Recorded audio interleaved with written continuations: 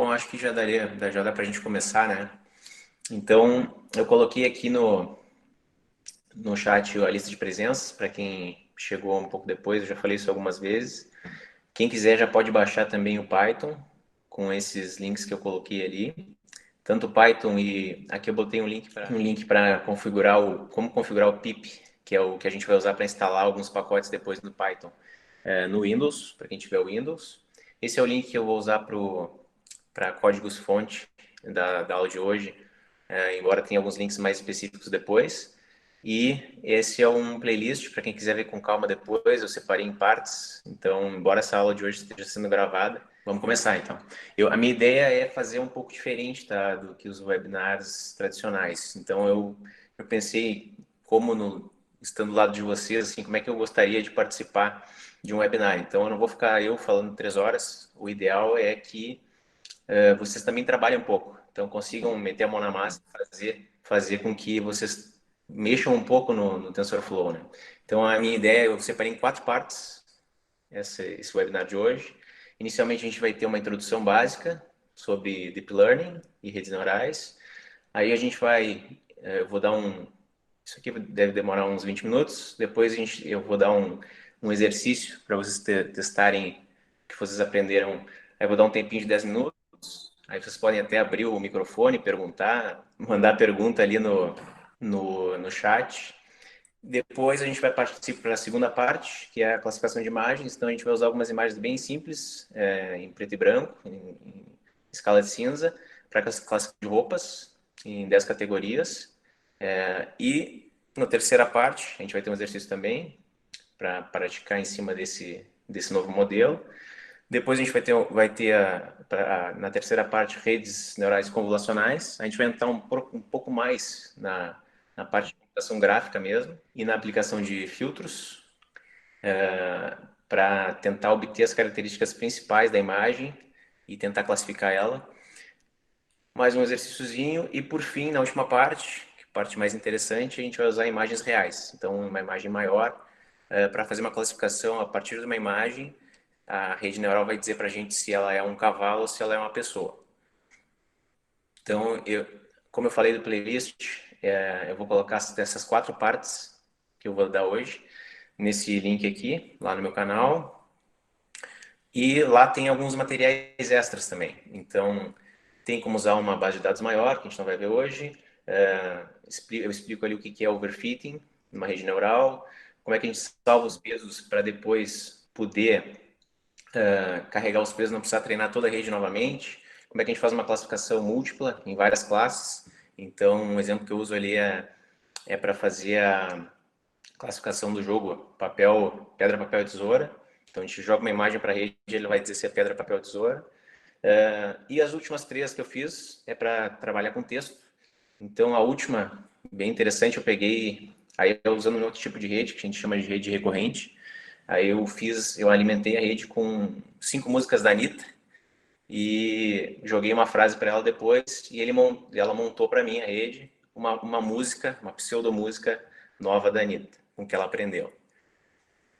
Mas isso vocês podem olhar se quiserem, tiverem interesse. Então, inicialmente, a gente vai usar esse link aqui, podem usar para acessar. Eu vou mandar no chat agora esse link aqui. Então, esse link aqui, não sei porque que os...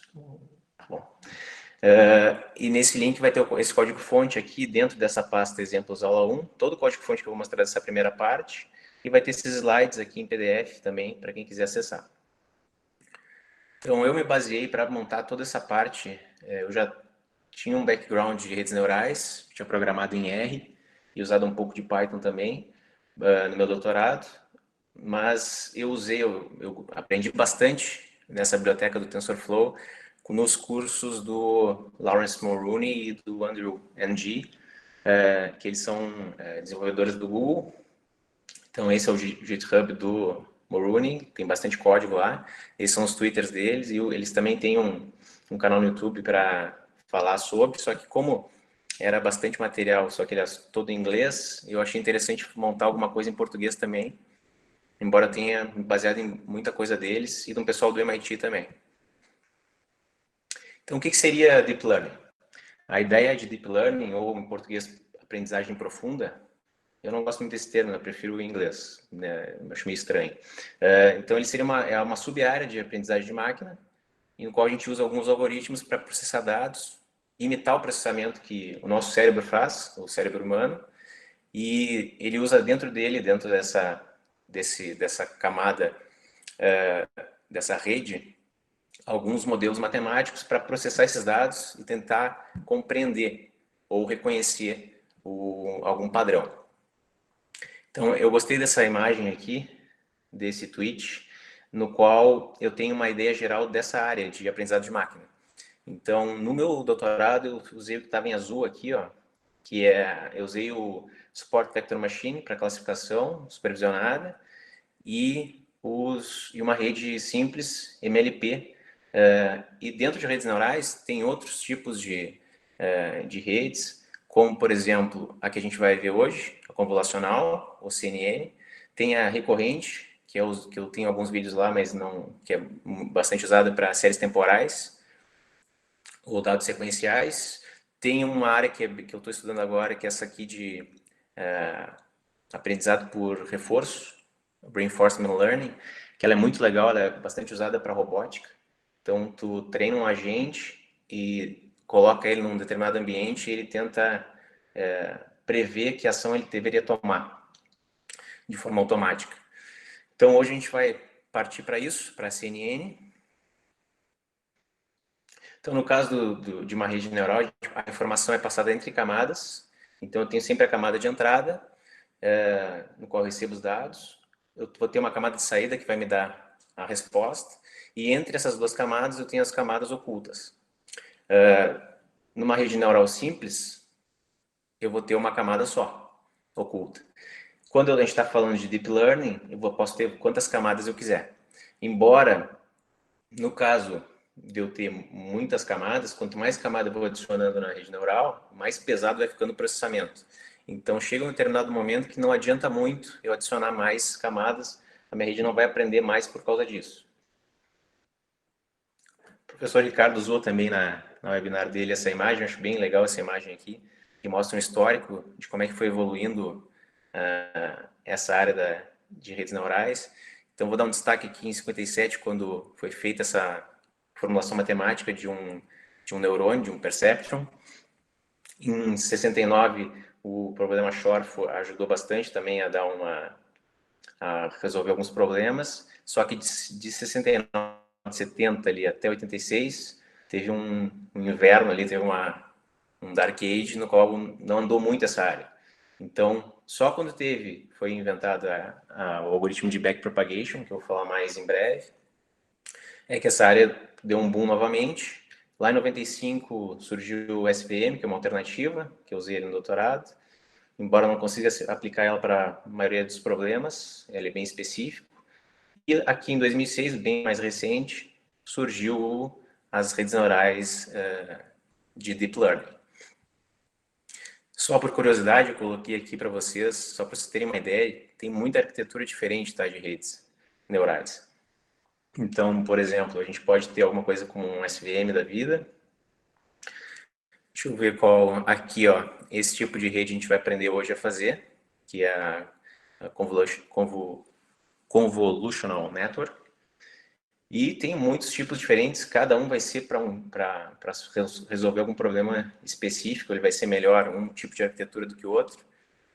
Eu estava estudando um pouco desse tipo de rede aqui, ultimamente, para trabalhar com os textos. E o que seria a TensorFlow, né? Que é o assunto de hoje. Ela é uma biblioteca implementada pelo Google, ela facilita bastante. Eu que programei um pouco em R para usar redes neurais no meu doutorado, é bem mais complicado do que usar essa biblioteca aqui. A gente consegue fazer coisas muito mais complexas do que a gente consegue fazer em outras linguagens, porque ela cria um front-end em Python, que é uma linguagem boa de programar, simples, e internamente ela usa C++, que o desempenho é muito bom, né?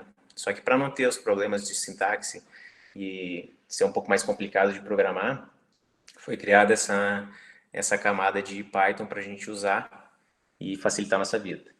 Então, ela é usada para processamento de linguagem, redes neurais recorrentes, classificação digital de escrita, reconhecimento de imagens, que é o que a gente vai fazer hoje.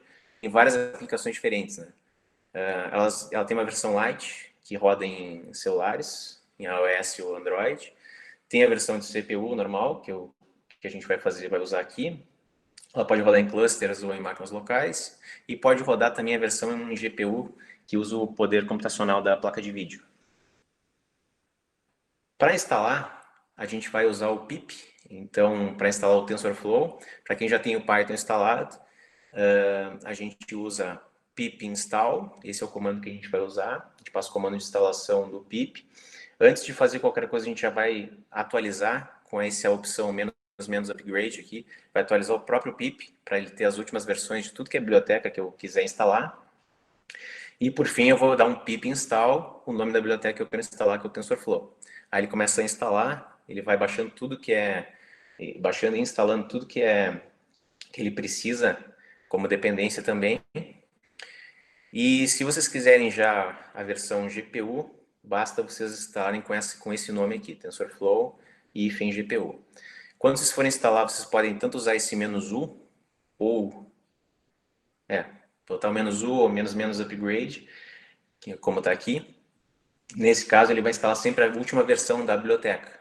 Então, aqui quando eu instalei, era a versão 2.2.0. Não sei se todo mundo está tentando instalar na sua máquina, mas seria interessante aí agilizando isso. Então, sempre usando o pip. Como é que a gente verifica se foi instalado ou não? Então, eu vou fazer um código aqui, ó, no qual eu importo a biblioteca TensorFlow e dou um apelido para ela com o comando S, chamei de TF. Depois, eu tenho um programa principal. A estrutura que eu vou usar assim em todos os códigos de hoje eu vou definir um programa principal main.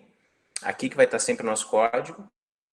E aqui embaixo eu só estou fazendo um if para verificar se é o meu programa principal e chamando a função de cima. Então aqui, para testar se está funcionando, eu posso dar um print da minha biblioteca TF, ponto, e acessar o atributo de versão. Que eu tenho 2 underlines, version, 2 underlines depois. No meu caso aqui, foi mostrado para nós que é a versão 2.2.0. Chegando mais gente aqui. Então, para mostrar para vocês, eu estou usando como IDE o PyCharm. Ele é bem completo, bem bom, principalmente quando vocês criam um projeto novo.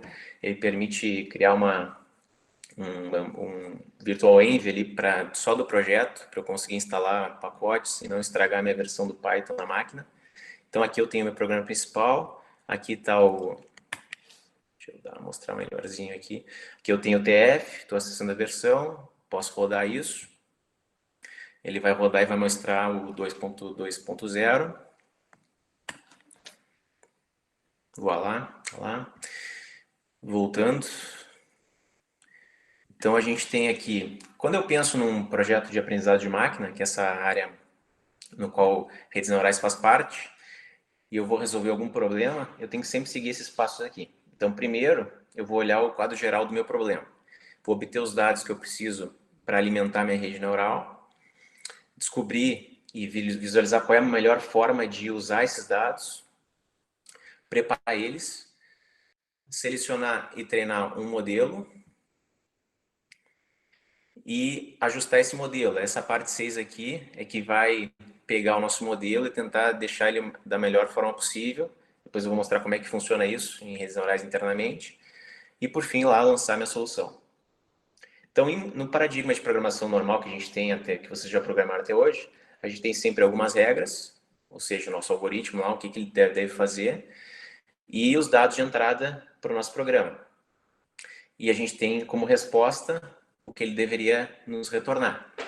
No caso do aprendizado de máquina, o paradigma é diferente. A gente, ao invés de ter as regras e os dados de entrada, a gente vai ter os dados de entrada e as respostas esperadas. Então, a gente alimenta a nossa rede neural com os dados de entrada e o que deveria ser como saída. A partir disso, ele tenta aprender e nos gera as regras que ele deve seguir. Então, é um paradigma um pouquinho diferente do que a gente está acostumado. Então, vamos ver quem é o primeiro a responder, quem é bom em matemática aqui. e me diz, a partir desses valores de x, eu tenho sempre essa relação de 1 para 1 aqui, desses valores de x, qual é a relação matemática que eu tenho para gerar os valores de y. Então, tenho menos 1, gero menos 3. Tenho 0, gero menos 1. Tenho 1, gero 1. Tenho 2, gero 3. E assim vai. Quem é que sabe me dizer aí qual é a relação que existe entre os dois? Vamos ver se sai. Quase. Quase, Cláudio. Envolve uma multiplicação e uma subtração, hein? Dá uma dica. Então, a ideia aqui, qual é? Se a gente fosse fazer isso em programação normal, eu poderia ter uma função que recebe o valor que eu tenho de x, multiplico esse valor por 2, ou seja, menos 1 vezes 2 nesse caso, que vai dar menos 2, e subtraio de 1. Então essa é a relação, é um exemplo bem simples, é só para a gente começar a brincar com essa parte de redes neurais. Então aqui eu sei que é fixo, é bem simples, eu só recebo um valor de x, faço o cálculo e eu retorno esse valor de y. Então a gente vai fazer o quê? A gente vai fazer uma rede neural que eu vou alimentar ela com essa entrada, essa saída esperada, eu quero que ela aprenda e aí, quando eu passar um valor para ela, ela faça a predição e me diga, tá, a partir desse valor, eu acredito que a resposta é tal, é Y. Então, agora a gente vai começar a entrar no código do nosso TensorFlow. Então, para criar um modelo, uma rede neural no TensorFlow, a gente usa uma biblioteca interna que ele tem, que é chamado de Keras. Então, ela é implementada em Python e ela roda acima do TensorFlow. Então, a primeira coisa que a gente tem que fazer é criar uma sequência de camadas. Então, a gente sempre vai usar isso aqui, Keras ponto, e criar um objeto sequencial. O parâmetro que ele recebe aqui de entrada é uma lista com as camadas que eu vou ter dentro dela. Então, como é uma rede bem simples que a gente vai criar aqui, eu vou criar uma camada densa só. Então, as camadas vão ser sempre fazer parte de layers desse pacote que está dentro do Keras. E uma camada densa é uma no qual todos os neurônios se conectam. Nesse caso aqui é bem simples, eu vou ter só um neurônio, que é representado por esse parâmetro units. Então eu vou ter um neurônio nessa camada, e o meu formato de entrada, o meu input shape, é uma lista com um dado de entrada somente. Se der algum problema, normalmente ele já instala o Keras como dependência, mas caso não esteja instalado, vocês precisam fazer esse comando do pip para instalar o Keras também. Aqui eu já estou instalando a última versão, na época que eu instalei era 2.3.1. E depois de criar o meu modelo, a arquitetura do meu modelo, depois de criar a arquitetura do meu modelo com esse comando aqui e salvar ele num objeto chamado model, eu posso acessar a partir dele o método que ele tem internamente chamado de compile para configurar a nossa rede neural e especificar nesse caso qual é o nosso otimizador, qual é a função que a gente vai usar para que dentro dele a rede neural aprenda e como é que ela vai ajustar os pesos. Nós não precisamos se preocupar com isso agora, porque eu vou explicar depois com calma na próxima apresentação como é que funciona essa ideia internamente, quais são os otimizadores que a gente tem. E aqui o outro parâmetro que é o loss, que é a função de erro. Então, como é que vai ser calculado esse erro? Quando eu falo erro aqui, eu estou sempre dizendo que eu tenho uma saída esperada, né? Só que quando eu tento fazer a predição, eu obtive uma resposta. A diferença entre a saída esperada e a resposta vai me dar o erro. Quanto mais próximo tiver a saída esperada do que eu obtive como saída, melhor vai ser, menor vai ser o erro. Aqui eu usei o erro quadrático médio. Também eu vou falar dessas funções de erro nos próximos slides, não precisa se preocupar com isso agora. Uma pequena observação aqui, todas as funções que a gente usa dentro do TensorFlow precisa receber um array e NumPy. Então, NumPy é uma biblioteca, a gente não pode usar simplesmente uma lista como entrada, a gente tem que usar um array NumPy. Então, ela é uma biblioteca matemática que facilita bastante a nossa vida para o uso de listas e vetores. Então, a grande vantagem dela é que ela tem uma série de funções que pode usar internamente a partir de um determinado array. Então, para usar ele, eu tenho que importar o NumPy, posso dar um apelido, chamei de NP. Nesse caso aqui, nesse exemplo simples, eu estou chamando a função zeros, que cria um array de zeros, e aqui eu estou passando como entrada, como parâmetro de entrada, uma tupla de 5 por 5. Então, eu estou pedindo para ele criar, a partir do NumPy, um array bidimensional, que nem esse aqui, com zeros. Então, é uma lista de listas, 5 por 5. É uma matriz. Quem quiser acessar mais detalhes, pode acessar esse link aqui. Então, criei meu modelo, configurei ele, o otimizador e o erro. E aqui eu estou criando as duas, a entrada e a saída esperada. Então, vocês se lembram dos valores que a gente tinha? Ó. E aqui a gente está criando uma lista, ó, uma lista com os valores, sempre com ponto zero, porque eles são float. Eu estou colocando eles como tipo float, que é um parâmetro aqui do NumPy Array. E estou criando um vetor NumPy, guardando em XS e guardando em YS. Então aqui eu tenho a minha entrada e a minha saída esperada. E o método fit, que também vai ser acessado a partir do objeto model, do meu modelo, é o que faz o treinamento de fato. Então, o que ele recebe como parâmetro? Ele recebe a entrada, que eu dou como exemplo, a saída esperada, que eu também passo como exemplo para ele, e as épocas. Esse parâmetro de épocas aqui vai dizer quantas vezes o algoritmo vai tentar aprender. Então, a cada época que passa, ele calcula o erro e ajusta os pesos internamente e tenta ir aprendendo. Então, conforme vai passando as épocas, ele vai tentando aprender. Tem que sempre ter um equilíbrio entre o número de épocas. Isso vai depender muito do problema que vocês têm que resolver, né? E, finalmente, depois de fazer o treinamento, eu posso fazer a predição. Então, aqui, o que eu estou passando como parâmetro para o método predict, que é do objeto model também. Eu estou passando para ele uma lista, que ele sempre recebe lista, e só que eu quero fazer a predição de um valor só. Então, se eu quero fazer a predição, se eu passar como entrada 10, se eu passar como entrada 10, ele teria que multiplicar o valor. Se fosse uma função simples matemática, no nosso caso aqui, ele multiplicaria o 10 por 2, daria 20, e subtraria por 1 e ele daria o 19. Então, a nossa rede tem que nos retornar, a partir da entrada 10, um valor bem próximo de 19, para dizer que ela está funcionando. Então, quando eu rodei aqui, como é que funciona? O que que aparece para nós? Aqui ele vai sempre mostrar qual é a época que ele está rodando. Então, ele está rodando a época 1 de 500. Ele vai atualizando essa barrinha aqui. Aqui ele diz por cada passo da minha época. Por enquanto, a gente tem um passo para cada época. Futuramente, quando tiver um problema mais complexo, a gente pode ter, em uma época, vários passos. Então, aqui ele está, como é um problema bem simples, bem tranquilo, ele levou microsegundos aqui para resolver a época. E o nosso erro, que inicialmente era de 6,5, foi baixando. Então, a nossa rede está convergindo, ela está aprendendo.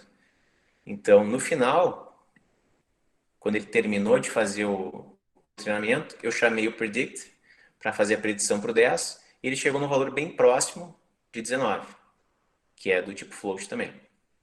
Então, a nossa rede. Vou rodar aqui para vocês acreditarem que eu estou falando a verdade. Então, aqui tem o exemplo aquele do NumPy. Vamos rodar ele aqui. Está lá a nossa matriz.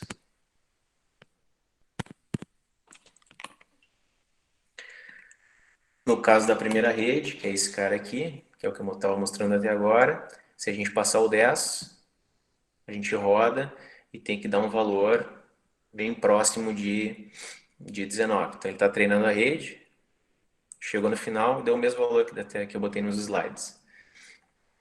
E o nosso erro foi sempre diminuindo.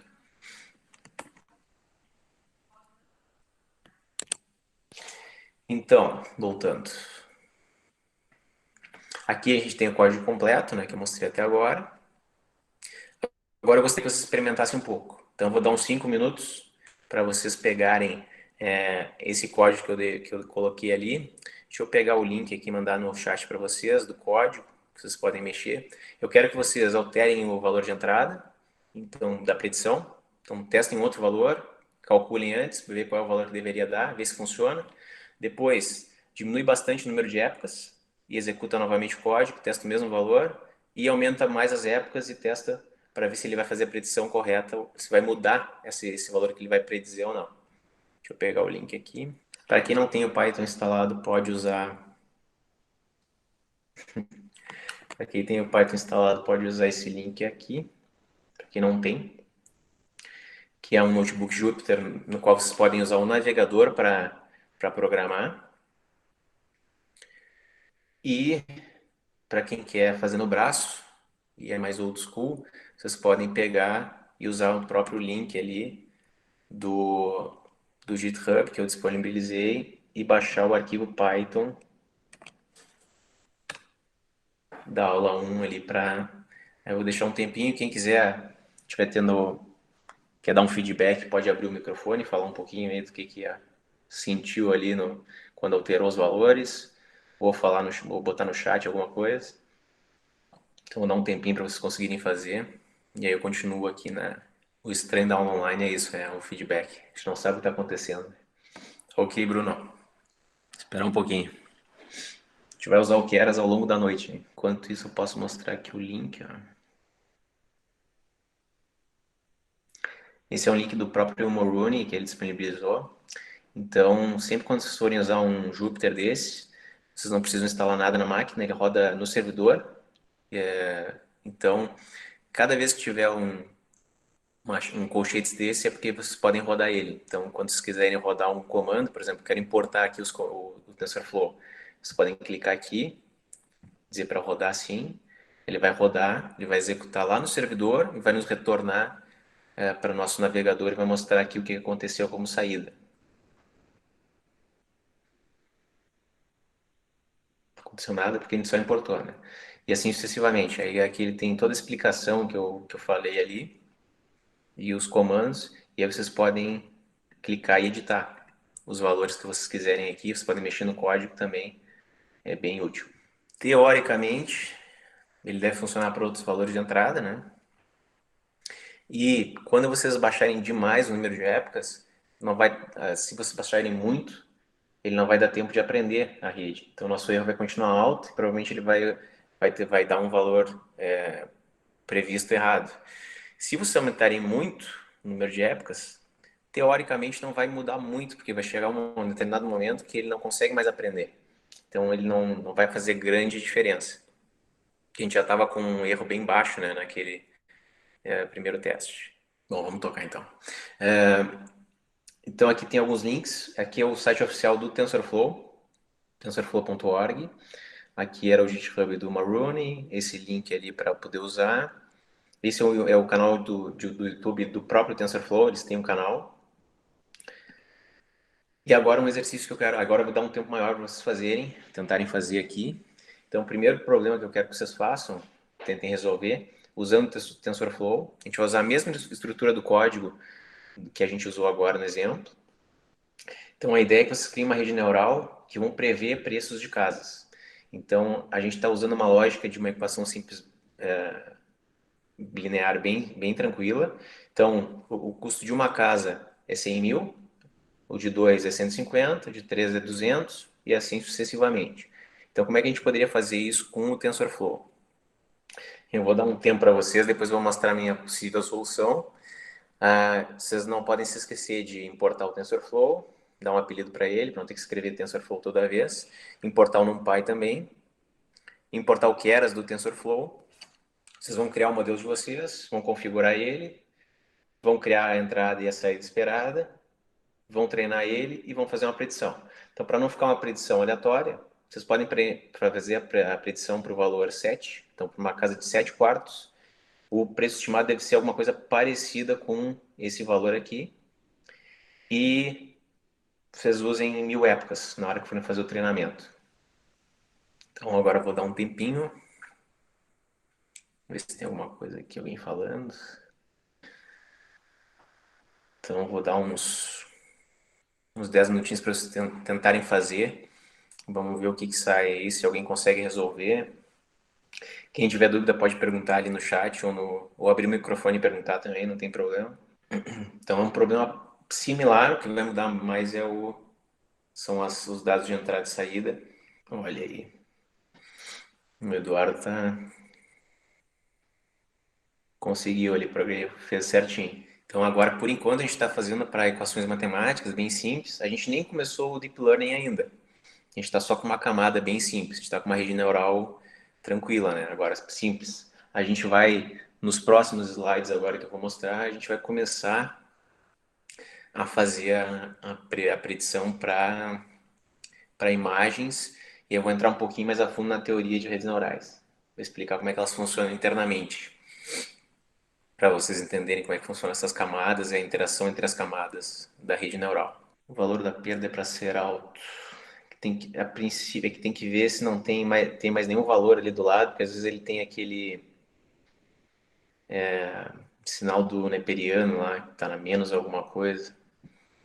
A princípio não é para ser. Você achou até um valor bem parecido com o que eu tenho como entrada aqui, então a princípio tá ok. Quando estão fazendo aí, se o Leonardo quiser postar ali o que ele usou como XSYS no chat, já que ele conseguiu fazer, para ver a relação que vocês têm entre entrada e saída esperada. Se quem quisesse, podia botar um valor simples aqui também, 100 e só 150, né? Sem botar o 1000 também. Não teria problema nenhum. Deixa eu mostrar aqui a minha possível solução, então. Deixa eu ver. Então eu fiz bem simples, eu fiz mais simples ainda. Não botei nem 100 ou 150, botei como se fosse um valor float simples. Ó. Projetar para ficar maior. Então aqui a gente criou a camada sequencial densa com um neurônio e um valor de entrada. Usou o mesmo otimizador e a mesma função de erro que eu tinha usado no exemplo anterior. Aqui são as entradas possíveis que eu coloquei, as saídas que deveriam ter. Então sempre aumentando em 0,5, ó, conforme a gente vai andando. Pedir para fazer em 1000 épocas e fazer a predição de 7. Então, quando eu rodo o exercício aqui, ele está importando o TensorFlow, vai começar a treinar cada uma das épocas, é bem rápido aqui, né? E ele vai lá e vai dizer que para o valor, para uma casa de 7, seria 4. No caso do meu erro, eu achei esse valor aqui, ó. Talvez seja por causa dos valores que tu colocou aqui, Leonardo. Talvez fique mais difícil para a rede aprender lá. Então, aqui dessa primeira parte está ok. Agora a gente vai ir para a aula 2, que é a de classificação de imagens de fato. Então aqui a gente tem... Agora a gente vai começar a entrar em Deep Learning mesmo. Esse é o link que vocês podem acessar esses códigos dessa parte, no qual a gente vai ter várias camadas. As redes neurais hoje em dia já são usadas para várias coisas, então para navegação, para encontrar o melhor caminho entre dois pontos no GPS, para fazer sugestões, todo mundo que tem um Instagram sabe que a gente recebe sugestões com base no que a gente curte ou segue, isso tudo é alimentado e é feita uma predição para tradução de texto em línguas, reconhecimento de voz, tem várias atuações diferentes, né, para redes neurais. Esse foi o mesmo material que eu usei na minha defesa de doutorado para explicar redes neurais. Então, o professor Ricardo já explicou no webinar dele lá, mas eu vou só entrar rapidamente aqui. Então, a ideia é a gente pegar o nosso neurônio que existe na gente físico e fazer uma abstração matemática. Então, como é que funcionaria um neurônio matematicamente? Basicamente, os neurônios são ligados e são ativados. Então, o que acontece aqui é que a gente tem uma série de entradas, eu tenho N entradas para um determinado neurônio, cada entrada tem um peso associado, que vai dar uma importância maior ou menor àquela entrada, e eu tenho uma saída para dizer se ele vai ser ativado ou não esse neurônio. Então, aqui eu usei como exemplo, tipo, se for maior ou igual a zero, ele vai ser ativado, se for menor que zero, vai ser desativado, desligado. Como é que a gente faz o cálculo disso? Então, a primeira coisa que a gente tem que fazer aqui é fazer o somatório na multiplicação de cada peso pelo sua correspondente entrada. Então, a gente faz o somatório de todas essas multiplicações e e usa isso como entrada de uma função de ativação. Essa função de ativação, que eu vou depois explicar quais as possíveis que a gente pode usar, vai dizer como é que vai ser o comportamento da minha rede. Então, basicamente, elas são funções matemáticas e elas vão dizer como é que eu quero que elas se comportem, né, cada neurônio. A gente pode também somar um bias, um viés, para adicionar um pouco de aleatoriedade dentro da rede, para não ter sempre uma visão viciada do que a gente quer. E, como eu falei antes, a gente tem uma camada de entrada, pode ter camadas ocultas no meio e uma camada de saída que vai nos dar a resposta para a gente. O que seria um treinamento de uma rede neural? Então, inicialmente, uma rede neural simples, aquele conjunto de pesos ali vão ser inicializados aleatoriamente, normalmente. A gente aplica os dados de entrada na nossa rede neural e, no final, verifica como é que ela está respondendo para esse conjunto de pesos. Então, se o nosso erro for muito grande, a gente tem que alterar os pesos, tentar fazer com que esse erro diminua. É isso que a gente chama de aprendizagem, ou seja, a nossa saída, que está saindo agora, está muito longe do que seria a saída esperada, então a gente tem que fazer algum jeito da rede aprender isso, né, os pesos. Matematicamente falando, no código, isso é representado por matriz, uma matriz de informações. Então, a gente tem uma matriz de entradas por neurônios da próxima camada e a relação entre elas é o nosso peso, que a gente tem o peso daquela relação entre eles. Então, aqui tem um exemplo de um código, a gente vendo no próprio TensorFlow, essa matriz de dados. A gente tem uma série de funções de ativação no TensorFlow que a gente pode usar. Uma delas é a ReLU, que a gente usa para garantir que o valor vai ser sempre positivo.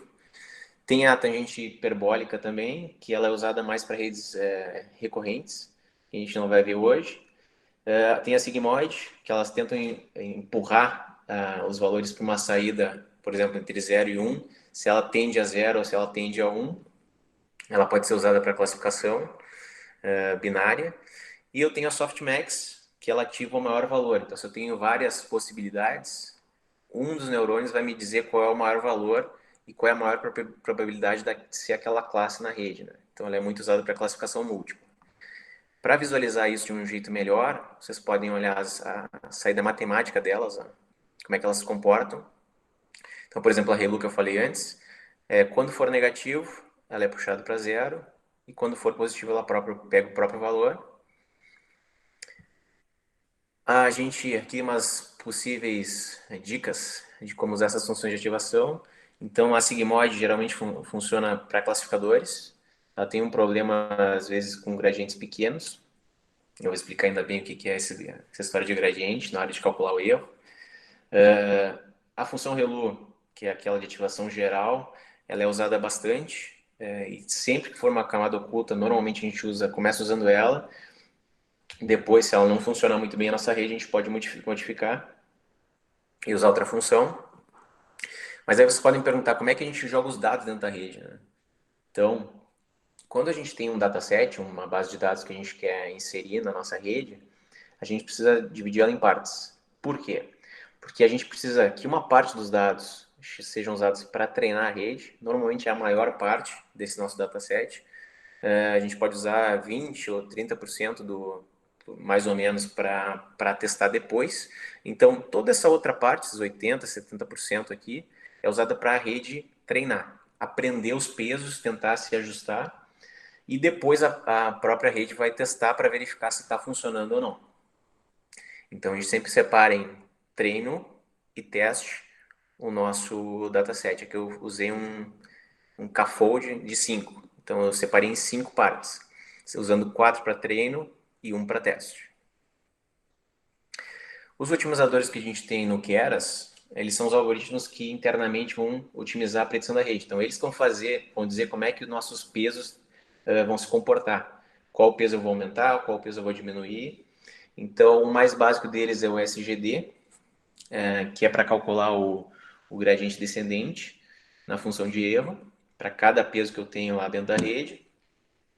Eu tenho o Adam, que é bem popular, ele é um pouco melhor, mais novo, mais atual que o SGD.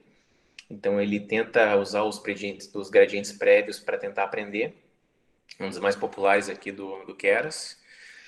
Tem esse outro que é usado para outro tipo de rede, não é o que a gente vai usar hoje. Eu tenho as métricas. O que seria uma métrica quando a gente fala de aprendizado de máquina? É a forma que a gente vai avaliar a nossa rede, se ela está funcionando ou não. Então, a métrica mais comum é a acurácia, é verificar o quão correto está a nossa predição. As métricas que a gente pode usar no nosso modelo, a gente tem que passar explicitamente para o método compile do nosso model. E depois que ele foi treinado na nossa rede, quando a gente chama o método fit, ele retorna para nós uma função, um objeto, desculpa, que eu chamei de history. E a partir desse objeto eu posso acessar a quantidade de épocas que foi treinada, posso acessar um dicionário aqui chamado history do nosso objeto para acessar a métrica específica. Então, como ele vai calculando a cada época a nossa acurácia, eu acessei apenas a última. Então, fui, como todo mundo sabe, em Python, a gente tem uma lista. Se eu usar o índice -1, ele vai do final até o início e pega o último cara. Se eu não tivesse esse índice aqui, ele teria uma lista com toda a acurácia para cada uma das épocas. Né? Quando a gente fala em algoritmo de aprendizado de máquina, e vocês tentarem resolver um problema com um algoritmo desse, a primeira coisa que a gente tem que fazer é tentar definir se o nosso problema que a gente quer resolver é um problema de regressão ou um problema de classificação. O que a gente vai usar depois é realmente um problema de classificação. A gente vai tentar classificar no final lá se uma imagem é de um animal, de um cavalo, ou se é de uma pessoa. No caso do problema de regressão, eu coloquei aqui só por descargo de consciência, para vocês terem uma noção. Por exemplo, se eu quiser prever um valor numérico, mas eu não sei o intervalo que ele vai ter, então, por exemplo, eu quero tentar adivinhar, que a rede adivinha a altura de uma pessoa. Então, eu não sei qual é o intervalo possível, eu vou lá e vou treinar ela e vou fazer com que ela me retorne isso. Já no problema de classificação, eu tenho bem definido quais as classes que ele pode classificar. Né? Então, aí, por exemplo, eu quero criar uma rede para verificar se um aluno vai ser aprovado ou reprovado. Aí eu estou tratando com um problema de classificação. Na hora das métricas de regressão, eu posso calcular o erro, que é simplesmente diminuir a saída da saída esperada. Ter essas variações de calcular o erro médio quadrático. Então, ele é usado mais para previsões temporais. Não é o caso daqui, que a gente vai ver hoje. Ela pode padronizar esse erro com a raiz quadrada, que é basicamente pegar isso e fazer uma raiz quadrada. Eu tenho o erro absoluto médio também, que ele vai descartar os números negativos, ele vai transformar tudo em sensacional. E tem o percentual, no qual a gente ele tem uma ideia da comparação do tamanho dos erros, né? A gente tem uma ideia de quão ruim está sendo aquele erro. Para vocês conseguirem mexer um pouco no código e entender isso, aqui eu criei um modelo bem simples. Então eu tenho um vetor NumPy com esses valores, crio um modelo sequencial, aqui eu estou adicionando um a um cada camada. Então adicionei uma camada densa de 2 neurônios, com uma entrada só, um valor, mais uma camada como saída, com um neurônio de saída, compilei a minha rede com um erro com a função de erro do erro médio quadrático, usei o otimizador Adam, e aqui eu passei as métricas, ó, que é o que eu falei antes lá, que a gente tinha que passar para o método compile. Treinei a minha rede, para 500 épocas, usei como batch size o tamanho do meu vetor NumPy, esse é o tamanho de entrada, e usei o método verbose. Esse método verbose é um método debug que a gente tem que eu quero que mostre o que está acontecendo no meu treinamento. Então, se eu botar o verbose 0, ele não vai mostrar nada de mensagem. E se eu mostrar 1, ele vai mostrar um pouco mais. Se eu mostrar 2, ele vai mostrar tudo o que está acontecendo. Por fim, eu estou usando a função, estou usando a biblioteca matplotlib, no qual internamente estou usando o pyplot, para chamar essas funções de plotar e mostrar graficamente, acessando os atributos do nosso history, essas métricas de erro. Quando eu termino de plotar e dou show, eu gero um gráfico. No meu caso aqui, criei um gráfico mais ou menos assim. Isso é mais para a gente ter uma comparação entre essas métricas de regressão. Mas o que nos importa mesmo são as métricas de classificação.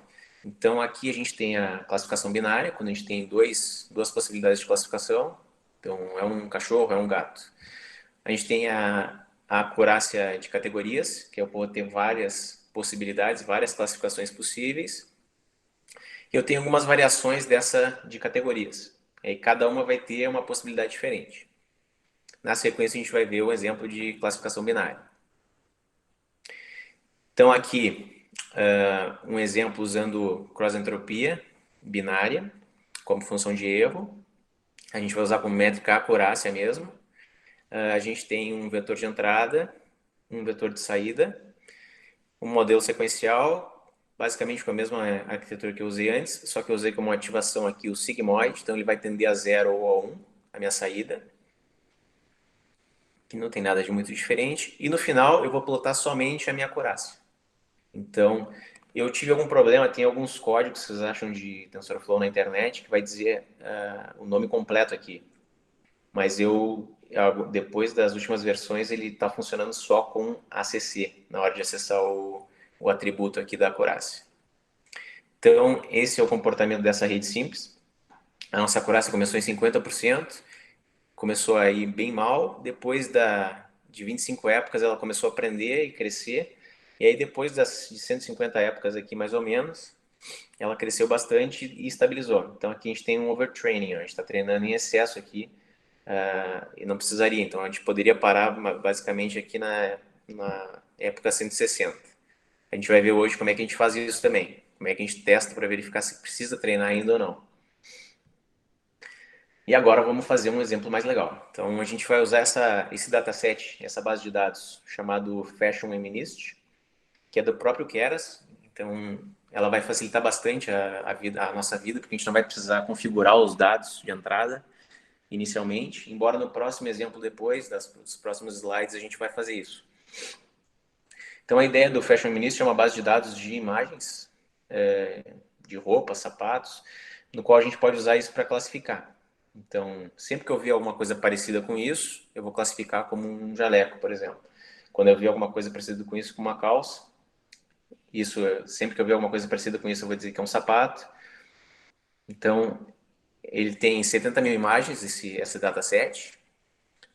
Aqui tem a representação de algumas dessas imagens. Então, aqui eu tenho uma bota, aqui uma camisa. Elas são classificadas em 10 categorias possíveis. E cada imagem dessas, ela tem apenas 28 por 28 pixels. Então, aqui dando um zoom numa bota, por exemplo, que eu tenho 28 por 28.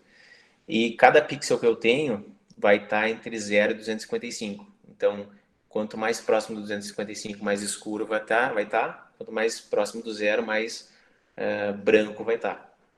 Então, é a escala de cinza as imagens que a gente tem aqui. Depois, naquele exemplo final lá, a gente vai usar imagens coloridas. Né? A gente vai classificar elas em labels ou rótulos. Então, a gente vai usar números para esses labels. Então, o label 0 indica uma camiseta, o label 1 a calça, o 2 o suéter, e assim sucessivamente.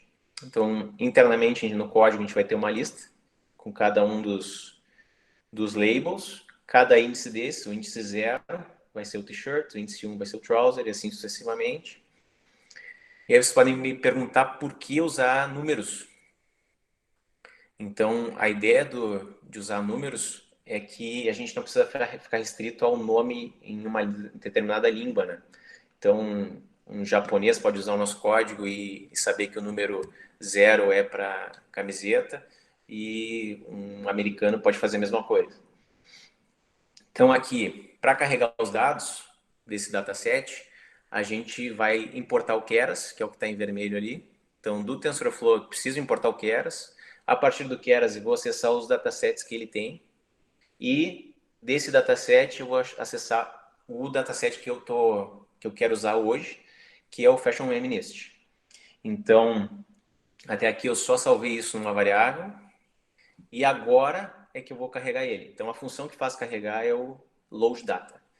Ele já carrega e já salva para a gente nessas duas tuplas, Então, o que acontece é, cada imagem que eu tenho, ela vai ter a sua imagem de fato nessa variável e o seu label correspondente, o número que ele tem nessa variável, tanto para treinamento quanto para teste. Então, a partir dessa linha aqui, eu já carreguei, já tenho os dados. Aqui é aquela história, né? O meu label 9 que eu falei antes, meu label 9 pode ser representado em qualquer língua depois. Agora eu vou criar minha primeira rede de Deep Learning mesmo. Então, vocês podem olhar na imagem aqui que a gente tem como entrada uma matriz com os pixels. Vocês podem até ver a forma, ó, da nossa bota.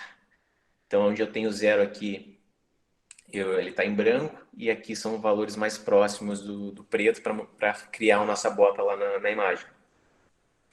Então, a primeira camada que a gente vai ter do nosso modelo sequencial é uma camada achatada, uma camada flattened, qual vai pegar toda essa matriz aqui e criar um vetor esticado de valores. E o nosso formato de entrada é uma tupla de 28 por 28. Então, aqui que eu estou dizendo de por quanto pixels eu tenho a minha imagem. Depois eu vou ter uma camada oculta de 128 neurônios. Vou usar ReLU, que nem eu falei antes. Essa é a função de ativação que eu vou usar em camadas ocultas inicialmente. E como camada de saída, a gente vai ter 10 neurônios. Então, a ativação que a gente vai usar é a Softmax para pegar o maior valor desses neurônios. Então, eu tenho que vai ativar um desses caras aqui para dizer qual rótulo que ele representa. Então, de uma maneira geral, a gente tem a nossa imagem aqui, de 28 por 28, que na prática, quando ela é achatada, essa matriz, eu vou ter 784 pixels num array. É isso que está aparecendo aqui nessa camada de entrada. Depois eu tenho a camada oculta, densa, que vai conectar todos os neurônios que eu tenho aqui com todos os outros. E na camada de saída, eu tenho que ativar um desses caras aqui, ó. Então, nesse caso aqui, como eu tinha uma sandália como imagem, deve ser ativado o 5, que é o rótulo para sandálias. Então, é assim que funciona. A camada ReLU, internamente, é como se fosse um if, um condicional, no qual, quando for maior que zero, ela vai retornar o próprio valor. Quando for menor, ela vai retornar zero. É basicamente isso. E na camada oculta, o que acontece é que quando eu alimento aqueles dados de entrada, ele vai lá e vai alimentando cada um dos neurônios que eu tenho na camada oculta. E no final ele tem que me gerar, nesse caso aqui, indicando que o rótulo que para essa imagem de entrada é o rótulo 9, que é da bota. Aquela ativação máxima, softmax, é basicamente isso. Eu vou ter vários neurônios, ó, neurônio 1, 2, 3, 4, 5, 6, 7, 8 e 9. No caso do 9, que é o rótulo da bota, ele teve maior valor. Ó. Então, essa ativação softmax vai ativar somente esse neurônio para 1 e o restante dos neurônios que tem valores menores para 0. Então, ele vai me indicar que o rótulo certo é o 9. Aqui um código bem simples que eu só para dar uma olhada na base de dados. Então, deixa eu abrir aqui ele lá no fechar esse projetinho que é do primeiro slides, aula 2. Então aqui a gente tem um código só para carregar os labels e mostrar eles. Vamos rodar aí só para vocês verem. Eu separei em partes, tá? Então eu tenho cada uma das partes que eu estou mostrando ali, eu estou colocando aqui. Então ele não está mostrando muito, está botando bastante três pontinhos, porque cada imagem eu tenho 28 por 28 elementos. Aqui, que é o exemplo que eu mostrei agora ali, que eu iria mostrar, é para plotar essas imagens. Então, deixa eu só mostrar aqui. A gente tem esses rótulos, né? Eu botei em comentário aqui para vocês verem. Aqui a gente está carregando os dados do Fashion Feminist. Aqui eu criei aquela lista com os rótulos possíveis, só para eu ter o texto certo para cada rótulo.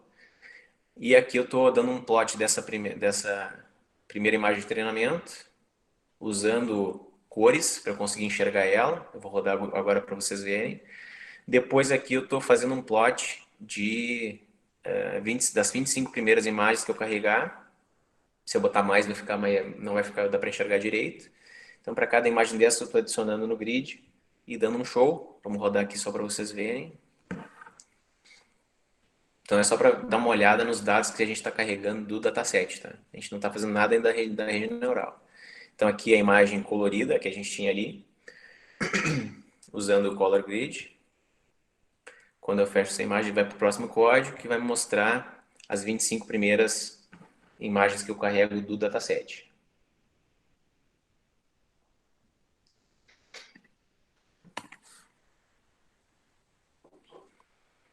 Aqui a definição do modelo. Uma pequena observação interessante para vocês é que quando a gente cria um modelo e tem essa variável para depois chamar o método compile ou o método fit, a gente pode chamar o summary. O que faz essa função summary? Vou executar para vocês terem uma ideia. Então ele vai mostrar a arquitetura da nossa rede. Ele vai mostrar para a gente aqui, ó, ele diz qual é o modelo que eu estou usando, que é o sequencial, o tipo das camadas que eu tenho, os neurônios que eu tenho em cada uma das camadas e a quantidade de parâmetros que ele vai receber como entrada para cada. Então, qualquer modelo que vocês criarem, vocês podem dar um summary antes de fazer o treinamento para mostrar para quem for rodar qual é a arquitetura dessa rede.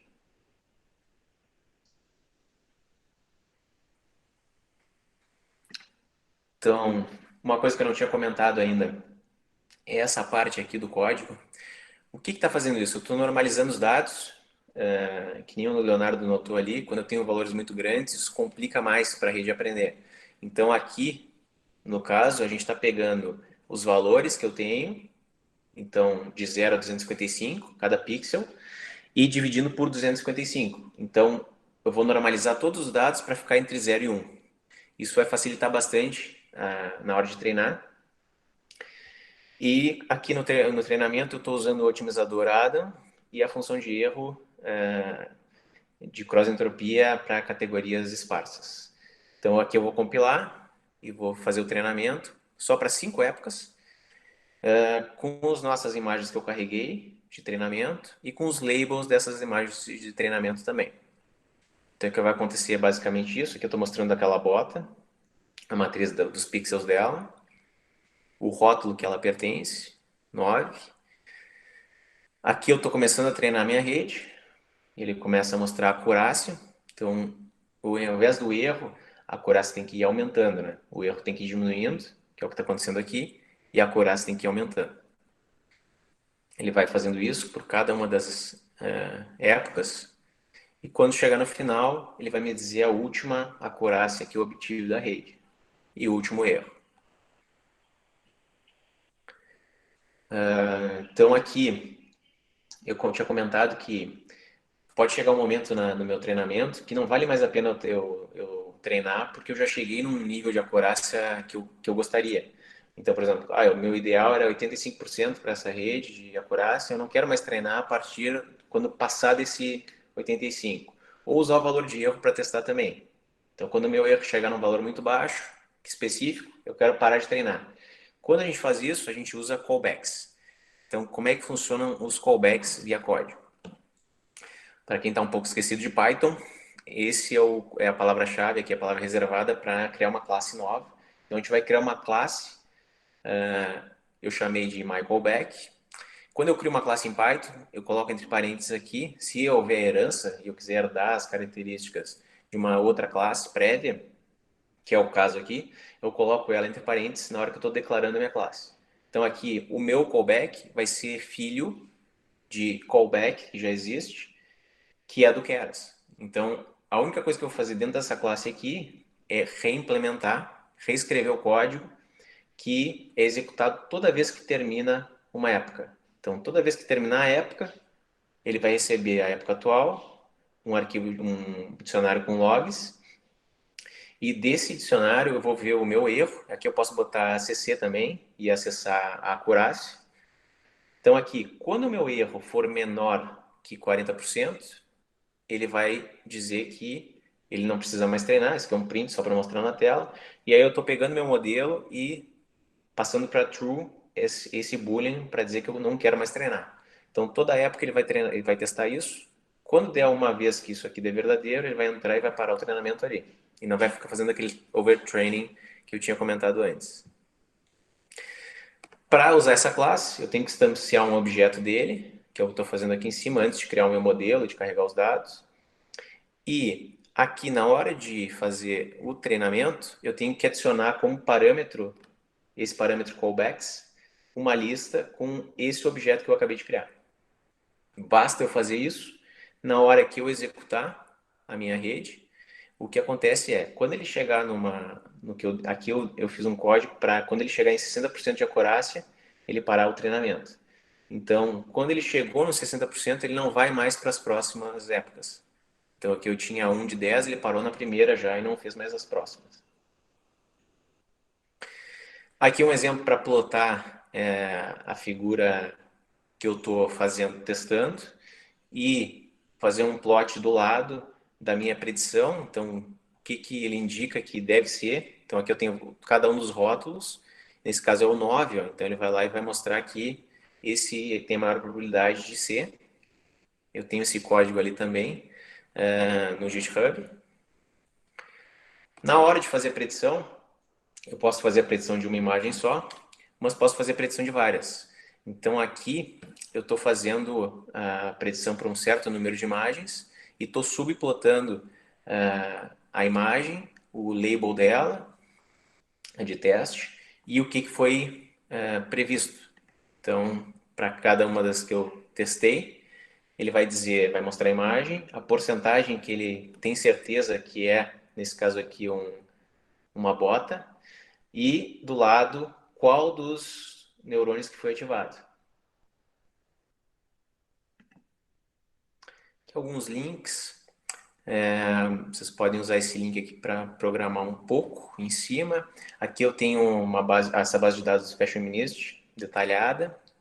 Esse primeiro link aqui é para falar de as principais arquiteturas de redes neurais que existem.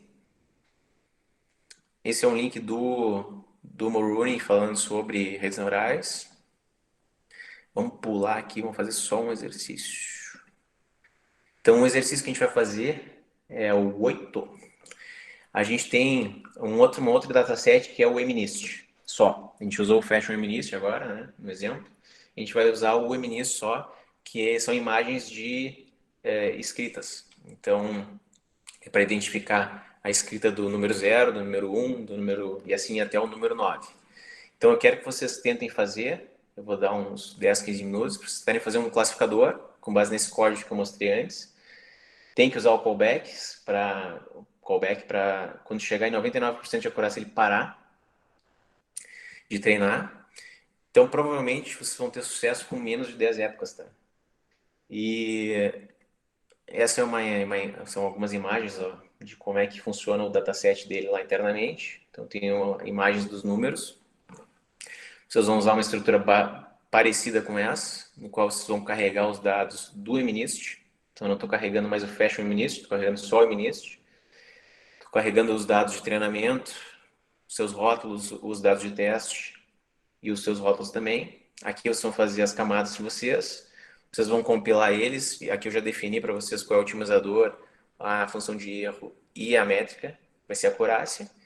No final, eu já estou mostrando aqui a época e a última acurácia obtida. E aqui vocês vão complementar o código para fazer o treinamento.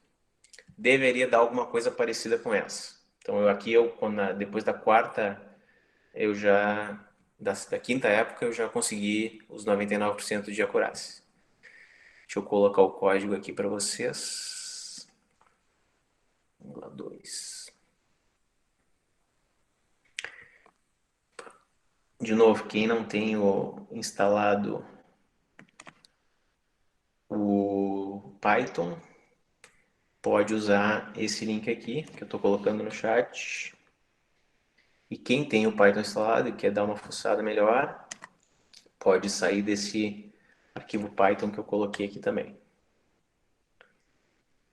Ele está cortando quando é esse cedilha, mas é esse código, esse link aqui.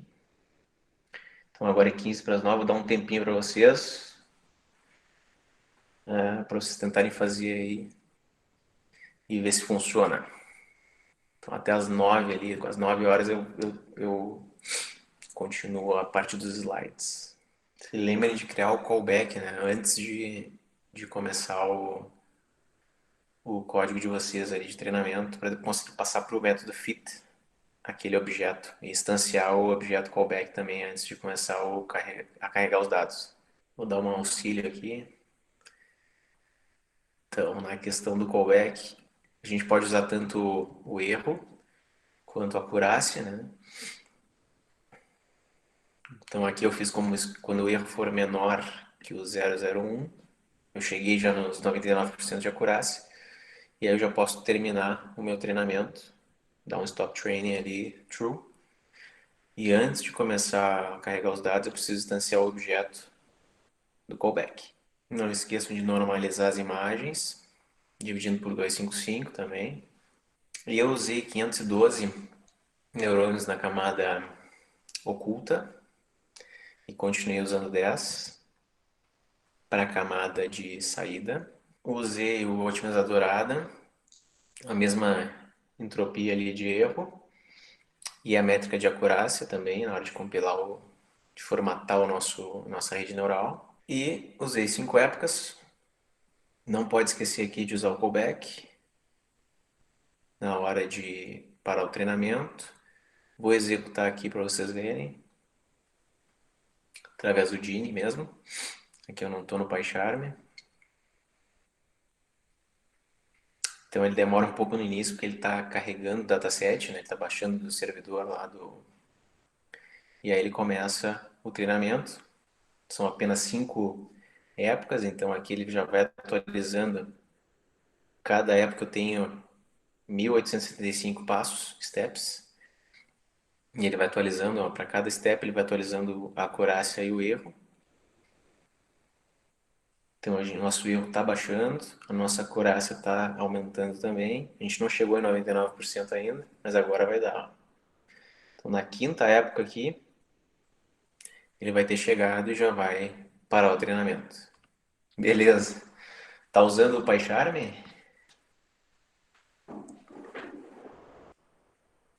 Ah, nunca usei, não sei. Não posso te ajudar. Beleza, então vamos tocar. A gente está agora na terceira fase aqui. Agora começa a ficar interessante os nossos problemas. Então aqui era tudo introdutório para a gente começar a entrar na parte de computação gráfica mesmo, então, que é a parte bem legal desse webinar. Vocês podem acessar nesse link aqui do meu GitHub. Então, TensorFlow, /tree, aula 3, camadas convolucionais. Lá tem todos os códigos que eu vou mostrar agora. Então, dessa parte de imagens, as redes neurais convolucionais são usadas atualmente para reconhecimento de imagens, detecção facial, identificação de doenças. Então, por exemplo, numa imagem, um exame de imagens tem um câncer de mama. Essa é a aplicação bem legal que é para carros autônomos. Então ele treina a rede, tenta a partir da imagem que ele tem, tentar identificar qual é o ângulo que ele deve seguir para não colidir, com base nos obstáculos que ele tem na frente. Tenta calcular para onde é que ele tem que ir. E esse tipo de rede, que é chamada de convolucional, ela é muito boa para encontrar padrões e classificar imagens. Então a partir de uma determinada imagem, ele tenta aprender características que eu tenho na minha imagem para diferenciar uma imagem como essa de uma imagem dessa. Tentar identificar quais são os atributos que tem de importante, quais são as features, as características que eu tenho dentro da imagem que vão torná-la mais representativa. Então, tem partes da imagem aqui que não me trazem nada de informação. Então, a partir de algumas camadas, a gente vai aprender a desconsiderar essas partes e ver quais pixels ali, quais bytes ali, quais partes que são mais importantes para nós. Então, para entender melhor como funciona uma camada de convolução, eu vou mostrar aqui agora como é que eu pego uma imagem e aplico um filtro nela. Então, eu vou usar os valores que eu tenho de um determinado pixel, os valores vizinhos que ele tem, e vou descartar o que não me é necessário. Então, um exemplo básico de aplicação de filtro, aqui eu tenho a imagem original, eu quero usar um filtro para detectar bordas de objetos, ele vai me gerar, a partir dessa imagem, uma imagem assim, no qual consigo dar uma ênfase maior para as bordas dos objetos que eu tenho, esquecendo o resto que não me interessa. Aqui eu estou removendo o ruído, ou seja, parte da imagem que não me traz informação relevante, estou transformando em imagens assim. Lembrando sempre que quando a gente vê uma imagem assim, o computador internamente vai ver uma matriz com uma série de valores para pixel. Quando for uma imagem, uma observação importante, quando for uma imagem em escala de cinza, em preto e branco, que a gente viu no slide anterior, ele vai ter um valor só, né, para cada pixel. Quando for colorido, eu vou ter 3, que é o RGB. Então, eu vou ter um número de pixels de 0 a 255 para o vermelho, para o red, para o azul, um outro, e para o verde, outro. Então, o que seria uma convolução? A gente vai aplicar um filtro numa imagem, vai gerar uma nova imagem como resultado. Então, pensando naquela nossa matriz de valores, quando a gente aplica um filtro, uma convolução, a gente passa por cada um dos pixels, vai varrendo aquela imagem, aqueles pixels, e vai aplicando o filtro em cima dela. Então, a gente multiplica o valor que a gente tem no pixel pelo valor do filtro, isso vai me gerar um novo valor, que é a nova imagem. Então, se a gente pegar aquela nossa imagem dos últimos slides, que era aquela bota preta, e eu pegar um determinado pixel, então peguei o pixel ali que é o 192, que é um cinza escuro. Para fazer uma convolução nele, eu pego todos os pixels que eu tenho vizinhos dele, quero aplicar esse filtro aqui de baixo, que é para filtrar a definição, tornar ele mais definido. Então, cada um desses valores aqui, eu vou multiplicar pelo respectivo filtro na outra matriz. Então, menos 1 vai multiplicar o 0, o 64 o 0 aqui de baixo, o 128 é menos 2. Eu vou somar todas essas multiplicações e o pixel 192 vai me gerar um novo valor desse novo resultado aqui. Aqui um exemplo, com essa imagem original, eu posso aplicar esse filtro, por exemplo, para ressaltar o que eu tenho de linhas verticais. Então, tudo que é vertical aqui, ó, em linha, está mais chamativo. Posso aplicar um outro filtro para linhas horizontais. Então, a mesma imagem que eu tinha, ela ressalta de formas diferentes. Ó. Aqui eu tenho alguns exemplos de filtros clássicos de computação gráfica. Então, eu posso borrar uma imagem com esse filtro aqui. Tenho essa imagem de 0S. Posso detectar as bordas que nem no anterior com esse filtro. Então, dessa imagem eu gero essa aqui. Posso detectar objetos. A partir dessa eu me gero essa. E como é que funciona? Então, essa era a camada de convolução. A gente também pode ter camadas de pooling. Para que serve uma camada de pooling numa rede convolucional? Quando a gente está trabalhando com uma imagem, tem uma matriz grande, né, de valores. A ideia do pooling é tentar comprimir, reduzir esse número de pixels. Então, aqui no caso, a gente está fazendo um max pooling de 2 por 2. Tenho 4 valores. Desses 4 aqui, eu vou pegar só o valor mais significativo, vou reduzir para ele. Vou fazer a mesma coisa para as outras 4 pares de pixels. E no final da história, eu tinha essa matriz aqui de informação, vou ter uma matriz bem menor, reduzida, só com aquilo que é relevante. Aqui um exemplo de pooling, então, mais completo. Aqui eu pego a minha matriz, começo de cima, seleciono o mais significativo, vou para a direita, seleciono o mais significativo, vou para a direita, mais significativo. Chega um momento que eu posso chegar nesse caso aqui, aí eu desconsidero esses do lado e pego entre esses dois o mais significativo. E no final da história, quando eu tiver terminado aqui de fazer o meu pooling, de passar por toda a minha matriz, de uma matriz como essa, eu transformo numa matriz bem mais reduzida, só com os pixels mais importantes. Então aqui um exemplo, ó, essa imagem aqui da esquerda, a olho nu para nós não faz muita diferença, né, dessa imagem e dessa.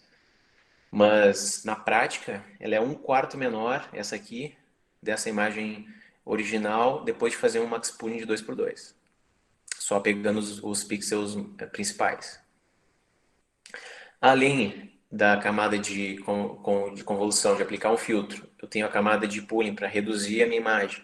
Eu também eu vou ter uma camada de ReLU para normalizar os meus dados. Então a gente já falou dessa função de ativação aqui, que eu vou desconsiderar os valores negativos.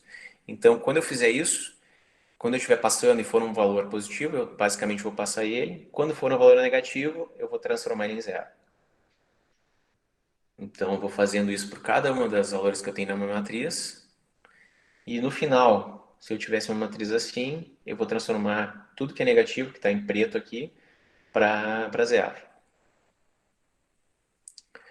Então, lembrando, a gente tinha essa estrutura aqui, essa arquitetura de rede, naquele exemplo anterior. Agora a gente vai transformar para aquele mesmo exemplo que a gente tinha lá, aqueles mesmo dataset, a gente vai transformar numa rede convolucional. Então, a ideia da convolução é, aqui é um exemplo de imagens no qual eu quero achar se é um X ou um O, que é um outro exemplo, né? Então, lembrando que eu falei, quando for colorido, ele vai me gerar três matrizes. Se eu estivesse trabalhando com imagens de preto e branco, ele me gerar uma matriz só. Então, eu posso, a partir disso, adicionar uma camada convolucional para aplicar o filtro, uma camada Halo para normalizar os valores negativos, tirar eles da jogada, e fazer um pooling para reduzir a minha imagem. E, como a gente está falando em Deep Learning, eu posso adicionar várias camadas dessas. Como eu falei antes, vai chegar uma hora que não vai fazer muita diferença. Eu não posso exagerar também no número de camadas que eu tenho, senão o meu treinamento vai ficar muito longo e não vai trazer muito mais informação para nós. Lembrando que depois dessas camadas de convolução, ReLU e pooling, eu no final, antes de ter uma resposta, aqui nesse caso ser um X ou um O, eu tenho que ter as camadas densas para normalizar essas informações aqui. E aqui ele me dizia, nesse caso, que eu tenho 92% de probabilidade de ser um X, por exemplo. Então, de ideia geral, como arquitetura de uma CNN, a gente vai ter isso, uma imagem de entrada, convolução para aprender as características. Então, o treinamento, nesse caso, é tentar descobrir os pesos dos filtros. O que ele tem que fazer para identificar aquele tipo de imagem. Fazer o pooling para reduzir a imagem e ter minha camada totalmente conectada aqui. Basicamente, então, a gente vai ter sempre duas partes numa camada, numa rede convolucional. Essa primeira parte de aprender as características a partir de uma imagem de entrada. Então, ele vai tentando reduzir as imagens e aprendendo o que é relevante naquele tipo de imagem. E vai ter a parte no qual eu achato os dados no final, conecto eles e verifico, nesse caso aqui com ativação Softmax, se a imagem que eu tinha aqui é um carro, um caminhão, uma van, uma bicicleta. Então, tem a parte de classificação, tem a parte de aprender as características e tem a parte de classificação da minha rede. Voltando para o exemplo anterior, então aqui a gente vai mudar um pouco, a gente vai adicionar um monte de camada a mais daquele modelo simples que a gente tinha. Então, primeira parte, a gente adiciona uma camada convolucional com 64 filtros, de cada um de 3x3. A gente vai usar a ativação ReLU para desconsiderar os valores negativos. E o formato da imagem de entrada é 28x28, aquelas imagens lá do Fashion Feminist. Eles são em preto e branco, então eu tenho só um pixel que eu vou usar. Se eu tivesse RGB, eu teria que botar o valor 3 aqui. Vou adicionar uma camada de Max Pooling de 2x2 para reduzir, pegar o pixel mais significativo de cada matriz de 4 valores. Como é Deep Learning, a gente vai adicionar mais uma camada de convolução e mais uma de pooling. E quando eu dou um summary do meu modelo, eu vou ter essa arquitetura aqui. Essa estrutura, esses são os formatos dos dados de entrada. E aí vocês podem me perguntar, tá, mas por que está 26 por 26 ali, se as imagens eram de 28 por 28, cada uma? O problema é que quando a gente está trabalhando com bordas e eu tiver um pixel assim, eu tentar pegar os demais da volta, eu não vou conseguir. Então a gente perde alguma informação aqui. E toda vez que eu faço o pooling, eu vou perdendo. Mas lembrando que quando eu estou na camada achatada aqui, eu tenho que multiplicar os 64 por 5 e por 5 para dar os 1.600 neurônios. Então, indo por partes. A primeira a gente tem a camada de convolução. faço o pooling, então reduzo pela metade o que eu tinha de entrada. Tinha 26, virou 13. De 26 por 26 para 13 por 13, a imagem. Fiz mais uma convolução, perdi as bordas novamente, então por isso que de 13 passou para 11. Fiz o pooling de novo, reduzi pela metade mais uma vez, então de 11 passou para 5.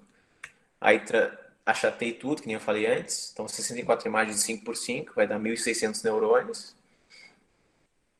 Eu obtive essa acurácia aqui, quando eu avaliei. Tem esse método aqui de evaluate, no qual eu posso passar as imagens de teste e os labels de teste, e ele me retorna o erro que foi desse teste aí. Então eu obtive 87% de acurácia, sem convolução, e com convolução, ou seja, com aquele modelo simples, adicionando as minhas camadas de convolução, aumentou um pouquinho a minha acurácia e baixou meu erro. Aqui não fez muita diferença, porque a gente está trabalhando com imagens bem pequenas, de 28 por 28, imagens bem simples, em preto e branco. Agora, se eu pegar imagens coloridas, grandes, reais, e usar esse modelo e esse modelo, a diferença vai ser gigantesca na hora da acurácia e do erro. Aqui uma pequena observação, tá? Na hora de calcular o erro, que a gente internamente é usado o algoritmo de backpropagation, que ele propaga o erro para as camadas novamente, e aí é reajustados os pesos. Se eu tivesse uma imagem como essa, que é um X, e eu tivesse todas as minhas camadas lá para tentar identificar, e eu recebesse como resposta que o X, a imagem que seria um X era de 92 e que seria um O era de 51, e a resposta certa seria o X, o meu erro total na minha rede é o erro para a resposta correta, ou seja, 0,8, mais o erro da resposta da outra possibilidade. Então, meu erro total aqui é 57 de 1. 0,57 de 1. E como é que funciona isso? Como é que ele vai aprendendo a ajustar o peso internamente, né? Como é que é feita essa propagação para trás? Para ser feito esse reajuste e diminuir esse erro. Então, aqui está o nosso gradiente descendente. É mais ou menos isso que acontece. Se eu estou aqui, tenho que diminuir o meu erro, eu tenho que seguir essa reta aqui para modificar os pesos. Ou se eu estou aqui, eu tenho que baixar. Então, é mais ou menos nessa ideia aqui que nesse pêndulo aqui que acontece esse ajuste dos pesos. Então, aqui alguns links aqui sobre max pooling, aqui sobre convolução. Aqui está o link do notebook para vocês poderem programar no navegador esse código. Então, esse exercício que eu vou dar agora, vou dar um tempinho para vocês fazerem agora. Vocês têm que pegar como código-fonte, como base, esse código aqui. Eu vou passar o link ali desse arquivo Python, no qual aqui a gente tem o MNIST. A gente vai usar essa base de dados que a gente usou ali no último exercício. Vai carregar esses dados, vai dar um reshape deles. Então, eu tenho 60 mil imagens de 28 por 28, em preto e branco. Normalizar esses dados. Em teste, eu tenho 10 mil só, do mesmo formato. Normalizar isso também. Usar essas camadas aqui. Usar a otimizador Adam, essa entropia, para 10 épocas. E fazer o teste. Aí eu quero que vocês façam alguns experimentos. Então, tentem editar as camadas de convolução, mudar os valores, remover a camada final, adicionar algumas outras de convolução, ver o que acontece. Então, esse exercício aqui vai demorar um pouquinho mais. Mas então, eu vou dar um tempo aqui, deixa eu pegar os links para vocês. Tem umas perguntas aqui. É verdade, Rogério. Quando eu mudei, eu atualizei o Python do 3.7 que eu estava testando para o 3.8. Ele deu vários problemas para não com os códigos base assim esses iniciais, mas com o restante sim. Cláudio, eu nunca usei o OpenCV, então não posso te responder isso. Se alguém souber para o Cláudio aí, pode responder. Esse é o link do Claudio Almir. Eu tenho o link, os slides estão no meu GitHub também. Então vou te mandar aqui o link do GitHub.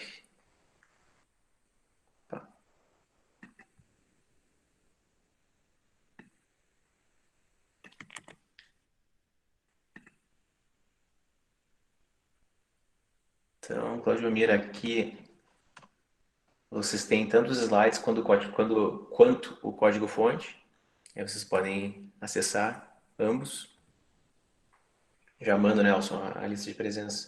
E esse é o arquivo em Python que vocês podem editar ali para fazer esses testes que eu pedi agora. Vou deixar aqui nos exercícios por enquanto.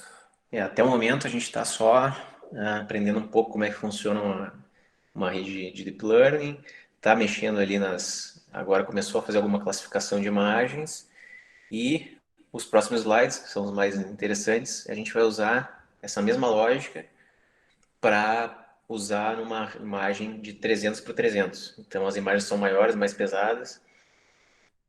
Vocês vão ver que a gente vai precisar de mais camadas convolucionais. O Colab só precisa a conexão estando boa, ele funciona muito bem, né?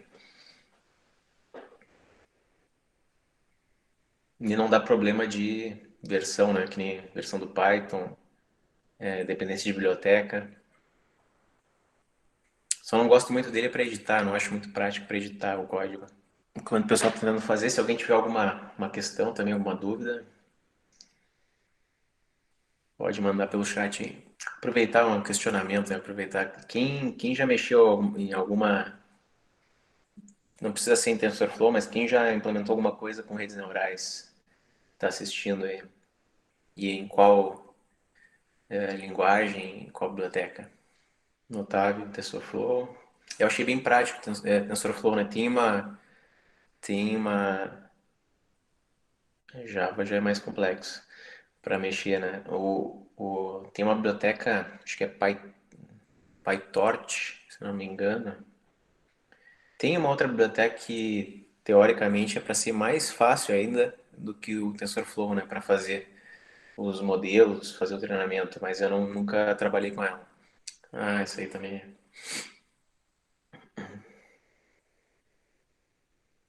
Ele tem. E tem uma parte do TensorFlow, né, que é de criar variáveis, salvar o estado do treinamento que eu nunca nem cheguei a. Eu fiquei só mais na superfície mesmo, né? Mas ele é muito completo mesmo, ele é bem complexo para usar, né? O Rogério, vamos tocar então para a última parte. A gente tem aqui na última parte, a gente vai usar imagens reais e a gente vai não pegar um dataset pronto do Keras. Então a gente vai formatar os dados de entrada. Então vocês podem pegar nesse link aqui, tanto esses slides aqui quanto o código-fonte. A gente vai usar imagens, ao invés de usar as 28 por 28 em preto e branco, elas vão ter posições diferentes e não vão ser fixas, né? Que nem mais ou menos eram aquelas das roupas e sapatos. A gente vai usar essa classe aqui chamada Image Generator. E basicamente a única coisa que a gente vai precisar fazer para organizar os dados de entrada vai ser colocar dentro de uma pasta e indicar para o Image Generator qual é essa pasta. Então a gente vai ter que ter uma pasta só imagens, dentro dessa pasta imagens vai ter que ter, nesse caso aqui, ó, tem uma pasta imagens, vou ter uma pasta para treinamento e uma para validação. Como eu vou classificar em cavalos e humanos, eu vou ter uma pasta para cada um, tanto para o treinamento quanto para a validação, e aí as suas respectivas imagens. Então deixa eu mostrar para vocês aqui. Ó, Horse and Human, eu tenho aqui, esse que eu baixei, né? Eu tenho algumas imagens de cavalo, ó, e algumas imagens de humano. Então a gente pode só separar em uma parte para validação, uma parte para treinamento, e colocar nas suas pastas. E quem quiser baixar esse código, desculpa, essas imagens aqui para teste, vocês podem baixar via wget mesmo, ou acessar o link e baixar esse arquivo zip. Então, lá no site do Lawrence, no Rooney, tem todas essas imagens ali. No Kaggle também dá para achar. Então, a gente vai ter 1027 imagens carregadas de pessoas em posições distintas, cavalos também em posições distintas, o que dificulta um pouco mais o aprendizado da rede, com imagens coloridas também.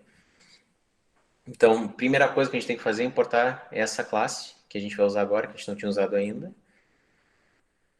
Depois, quando a gente instanciar o objeto do Image Data Generator, a gente já pode passar um parâmetro aqui para escalonar ela e normalizar ela para dividir todas por 255. Então ele já padroniza. E para usar o Image Generator, a gente vai criar um gerador de treinamento. Train, que eu chamei a variável aqui, o objeto de Train Generator. Eu preciso chamar essa função aqui, flow from directory. Ela que vai criar o gerador de treinamento a partir do nosso diretório. Então aqui eu tenho que dizer qual é a pasta, então vou ter uma string para dizer qual é a pasta de onde estão as minhas imagens, qual é o tamanho ideal para mim. Então mesmo que tiver uma imagem lá menor ou maior, ele vai tentar padronizar para 300 por 300, para ela ter sempre o mesmo tamanho, né, na hora de entrar na rede. Aqui o batch size vai dizer de quanto em quantas imagens eu vou pegar. Então o tamanho do meu batch eu vou pegar sempre 128 imagens por vez. E a minha classificação, o modo de classificação que eu vou usar para se gerar o treinamento é binário. Então ou é humano ou é um cavalo. Vou fazer a mesma coisa para validação. Então vou ter meu diretório aqui de validação. Essa é a única diferença que eu vou ter. É outra pasta, né? E a validação vou ter muito menos imagens do que eu teria, do que eu tenho no treinamento. A gente vai definir uma camada, uma rede convolucional para imagens complexas, então aqui eu vou ter um pouco mais de camadas do que eu tinha antes. Então, aqui eu preciso inicialmente dizer o formato de entrada, então vão ser imagens de 300 por 300. Eu tenho que botar o número 3 aqui porque elas são imagens coloridas, então eu vou ter um byte para cada cor, um pixel ali para cada cor, então um para o red, um para o green e um para o blue. E no final, vale destacar que a gente vai ter um neurônio só, que eu vou usar a função de ativação sigmoide, que ele vai tender a 0 ou tender a 1. Então, se ele tender a um determinado valor, ele é um cavalo, se ele tender ao outro, ele é um humano. Essa é basicamente a arquitetura, quando eu dou o model summary lá a partir do meu modelo. Então, eu vou dizer a quantidade de neurônios que eu tenho aqui. Então, conforme a gente vai fazendo pooling, ó, vocês vão ver que a gente vai diminuindo. E cada vez que a gente fizer uma convolução, a gente perde os pixels de borda ali. Para carregar uma imagem, isso eu achei interessante mostrar para vocês, porque, por exemplo, se a gente usar o, o Jupyter lá, o notebook do Jupyter para usar, vai dar certinho, vai ser perfeito. Mas se vocês baixarem para a máquina de vocês as imagens e tiverem que carregar elas, a função que a gente vai usar é load image. E essa mágica aqui, ó, do Python, ele cria uma lista, tá? Com todas as imagens com extensão PNG. E quem faz toda essa mágica aqui é o método walk, no qual eu passo como parâmetro de entrada o caminho, ou seja, a pasta que eu quero percorrer. E ele faz parte do operating system dessa biblioteca aqui. Então ele percorre todos os arquivos que tem dentro dessa pasta, images, que tem extensão PNG, que ele dá o split text ali para verificar só a extensão. E carrega todos, ele cria uma lista de todos os arquivos que eu tenho. Então eu tenho o nome de todos os arquivos que eu tenho ali. Aqui eu estou dando um print desse nome e estou dando um load, carregando para a memória aquela imagem. E aqui eu estou mostrando algumas informações dela. Deixa eu ver isso no código, mostrar para vocês. Ó. Deixa eu fechar aqui o projeto, abrir o da aula 4. Então tem o Loading Images, que é só para criar o gerador de treinamento. E o Showing Images, que é esse. Vamos executar para ver. Aqui a gente tem. Estou criando o Image Generator. Estou criando ele aqui. Aqui eu estou dizendo qual é o caminho dos cavalos para treinamento, o dos humanos para treinamento. Estou listando aqui os primeiros 10 de cada um. E aqui eu estou fazendo um plot para cada imagem que eu tenho ali. Então, vamos rodar aqui só para vocês verem.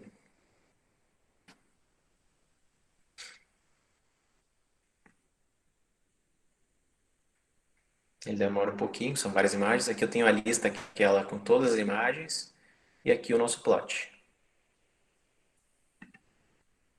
com as imagens que foram carregadas.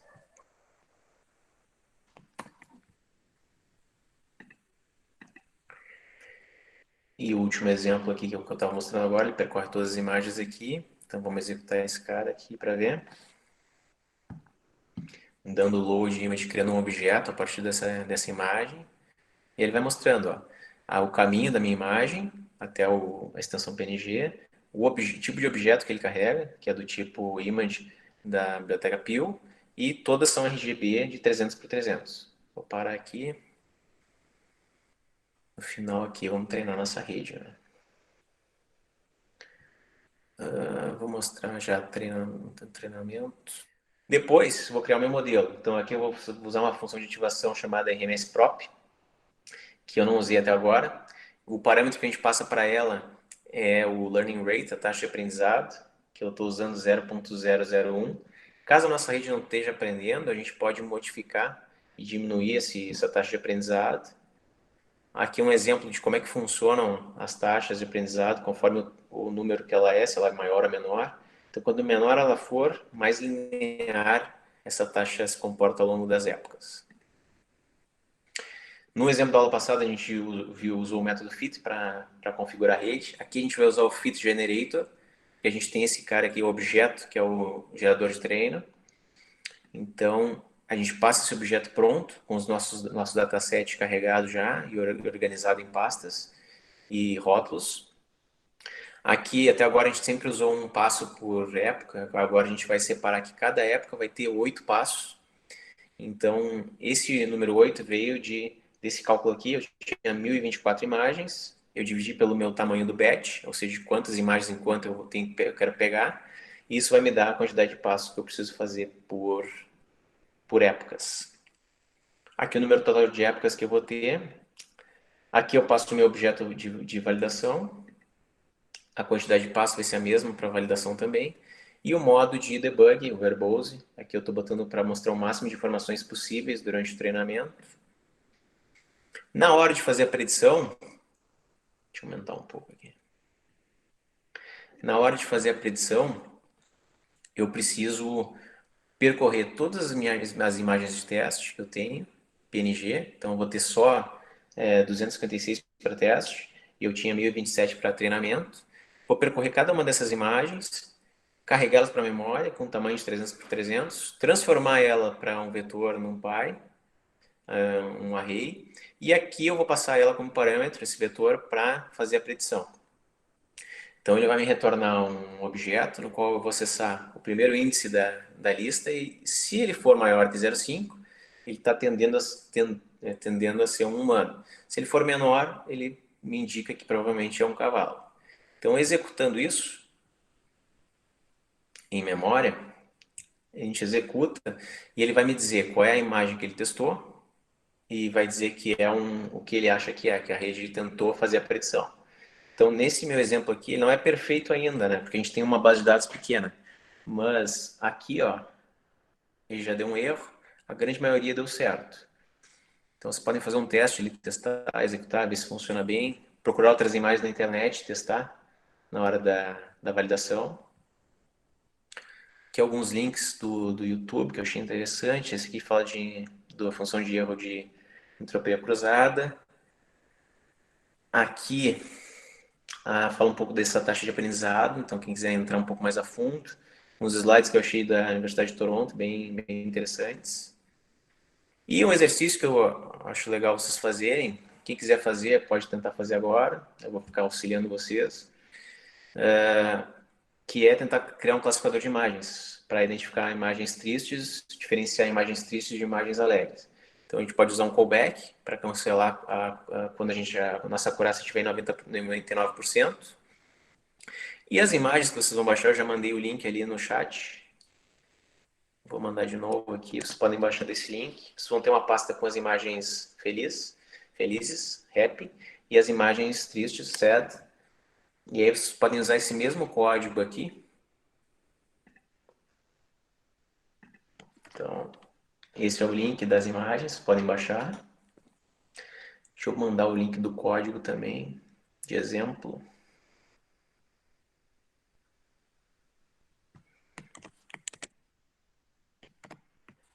Aqui eu tenho do Jupyter Notebook. E deixa eu achar aqui.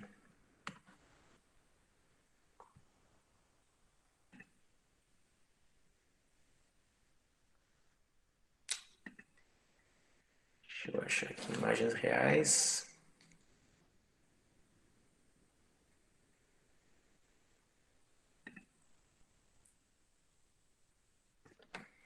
Então, quem tiver empacado, vou mandar aqui o link para ajudar. Lembrando que vocês têm que ter duas pastas, uma para treinamento de imagens, com alguma parte das imagens felizes, e uma para teste, com uma quantidade menor, mas também de imagens felizes e tristes.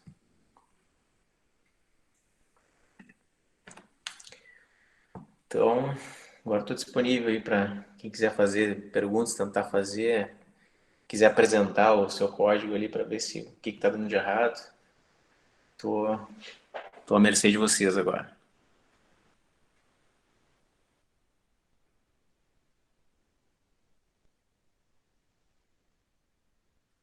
Quem quiser baixar aquela base de dados do Cavalos e Humanos, tem esse link aqui. E agora é isso. Quem quiser tentar fazer pode se manter aqui no webinar e tentar resolver. E aí eu posso auxiliar. Mas quem já estiver satisfeito, aprendeu bastante, daí tá liberado. Espero que vocês tenham gostado e dado um primeiro passo nessa área de aprendizado de máquina, que é muito interessante aí de Deep Learning. Na lista de presença estou só com 23, tá? Não sei se alguém não conseguiu acessar. Obrigado, André. Estou à disposição aí. Quem quiser entrar mais a fundo nessa área aí, eu acho muito boa essa área e eu estou gerando um pouco mais de conteúdo também nessa parte. Estava mexendo com a parte de geração de texto automática, né? E agora vou tentar entrar na parte de Key Learning ou redes recorrentes também. Que aí envolve um pouco a parte de robótica. Eu acho que dá para fazer alguma coisa legal ano que vem lá com automação também. Obrigado, Diego. Lembrando que quem talvez não conseguiu acompanhar muito bem ou ficou com alguma coisa pendente, eu vou mandar aqui os links, ó, de novo. Aqui tem tanto os vídeos quanto os códigos-fonte, quanto a lista de presença para quem não conseguiu preencher. Obrigado, Cláudio. Um prazer aí passar um pouco que eu sei do assunto aí para vocês.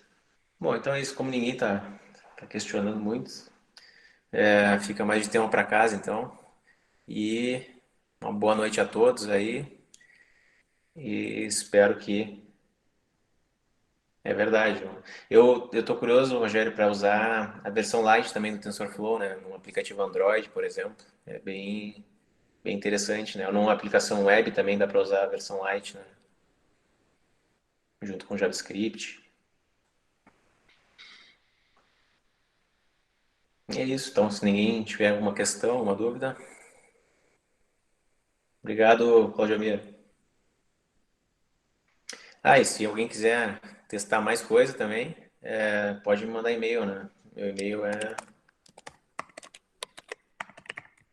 quer testar alguma coisa e não sabe como ir para frente. Esse é meu e-mail para quem quiser mandar. Eu fiz uns testes também eu tenho um código aqui para reconhecimento de facial que é bem curto, bem pequeno com TensorFlow e funciona muito bem assim. Então é isso. Valeu, pessoal. Até o próximo webinar.